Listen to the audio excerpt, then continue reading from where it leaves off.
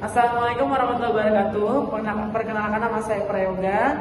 Di sini saya ingin menyampaikan dan menjelaskan presentasi saya melalui video ini ya dengan tema kognitif dari Robert Gay. Oke, di tahap pertama dan di slide pertama di sini udah ada yang namanya biografi dari Robert Gay. Biografi Robert Gay adalah seorang psikolog pendidikan asal Amerika Serikat yang dikenal luas karena teorinya tentang kondisi belajar dan apa itu? Taksonomi ya? Taksonomi. Coba taksonomi hasil belajar. Ia dianggap sebagai salah satu tokoh utama dalam pengembangan teori instruksional modern, khususnya dalam bidang desain pembelajaran. Robert Gay menempuh pendidikan di Yale University S1 dan meraih gelar PhD di bidang psikologi dari Brown University pada tahun 1940. Terus ia pernah bekerja sebagai peneliti dan pengajar di berbagai lembaga pendidikan dan militer.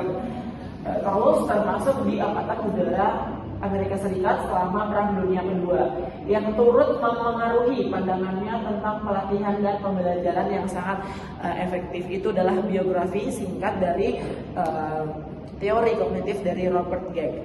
Next. Di sini ada pengertian dari kognitif Robert Gay adalah pendidikan manusia diri. Menurut Robert Gay, kognitif merujuk pada proses mental learner yang terjadi ketika seseorang memperoleh, menyimpan atau mengingat dan menggunakan pengetahuan dalam konteks pembelajaran. Proses kognitif sangat penting karena berkaitan langsung dengan bagaimana informasi diproses oleh otak dari tahap awal yang disebut dengan penerimaan stimulus. Terus di sini yang hingga menghasilkan respon atau tindakan yang tepat. Robert Gay memandang belajar sebagai suatu proses internal yang kompleks dan melibatkan berbagai kemampuan kognitif seperti perhatian, ada persepsi, ada ingatan dan berpikir secara logis.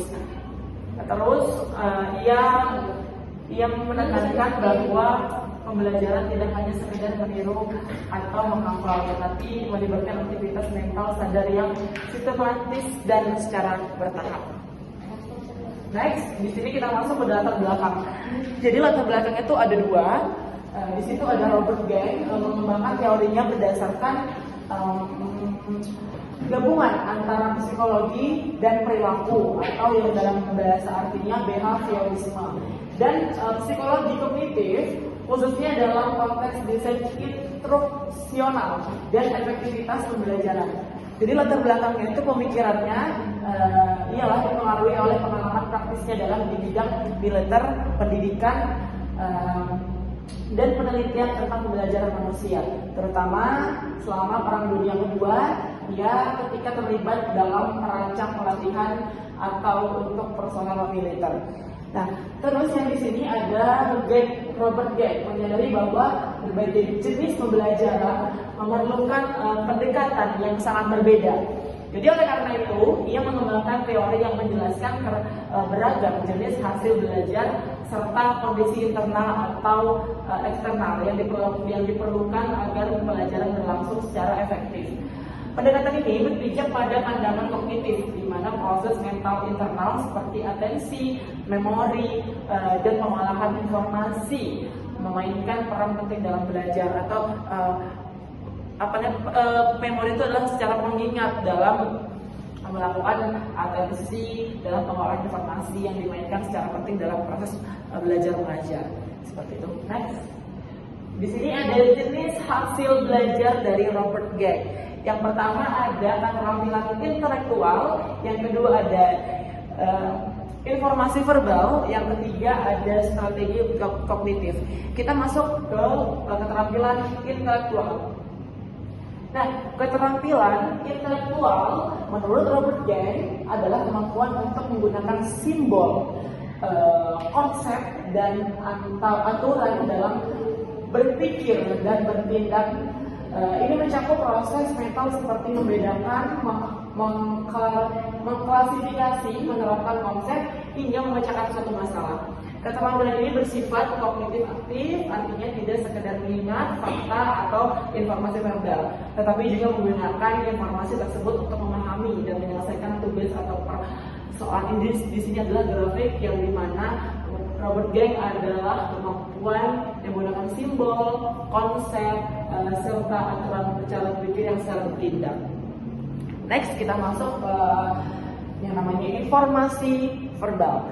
Informasi verbal adalah merujuk pada pengetahuan deklaratif, informasi yang dapat dinyatakan dalam bentuk kata-kata. Contohnya seperti apa? Termasuk nama, fakta, tanggal, definisi, dan juga informasi faktual lainnya. Kemampuan untuk menyebutkan nama ibu kota suatu negara, menghafal puisi, atau menyebutkan tanggal berakhirnya Perang Dunia II adalah contoh dari verbal information seperti itu. Kita masuk ke yang namanya di strategi kognitif. Nah, strategi kognitif itu menurut dari Robert Gang adalah strategi kognitif membantu siswa mengembangkan cara-cara efektif dalam berpikir dan belajar. Dan ini juga bukan hanya apa yang dipelajari, tapi bagaimana cara belajar dan berpikirnya. Misalnya belajar cara membuat ringkasan, menggunakan menomik atau mengingat atau merencanakan langkah-langkah dalam menyelesaikan satu masalah. Dan strategi kognitif juga adalah dalam bahasa Inggrisnya cognitive strategies, adalah salah satu dari 5 kategori hasil belajar yang diidentifikasi oleh Gang. Strategi ini berkaitan dengan kemampuan siswa untuk mengelola atau proses berpikirnya sendiri, seperti mengatur perhatian, mengingat informasi, memecahkan masalah, dan mengatur cara belajar agar lebih efektif. Dan kita sebagai siswa juga harus bisa menggunakan strategi kognitif dalam cara belajar apapun itu. Jadi cara belajar itu adalah membuat dengan ringkasan atau menggunakan suatu memori untuk pengingat bagi kita sebagai siswa adalah dari strategi kognitif. Next. Jadi kesimpulannya dalam kognitif Robert Gang itu adalah strategi kognitif adalah kemampuan internal yang kemungkinan individu mengatur, mengontrol, dan mengarahkan proses berpikirnya sendiri agar belajar menjadi lebih efektif. Nah, dalam teori pembelajaran, Gang menempatkan strategi kognitif sebagai salah satu kategori hasil belajar penting yang harus dikembangkan. Karena strategi ini membantu siswa mengelola cara mereka memahami, mengingat, serta menggunakan informasi yang sangat benar-benar kognitif atau bukan hanya tentang menguasai pengetahuan, tetapi juga tentang bagaimana cara belajar yang baik dan efisien, termasuk teknik-teknik seperti perencanaan, pemecahan masalah, dan pengenalan perorganisasian informasi.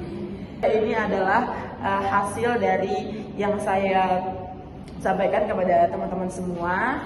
Sekian, terima kasih presentasi saya hari ini. Sekiranya kalau ada salah kata atau penyebutan kata dalam presentasi saya, mohon maaf. Wassalamualaikum warahmatullahi wabarakatuh.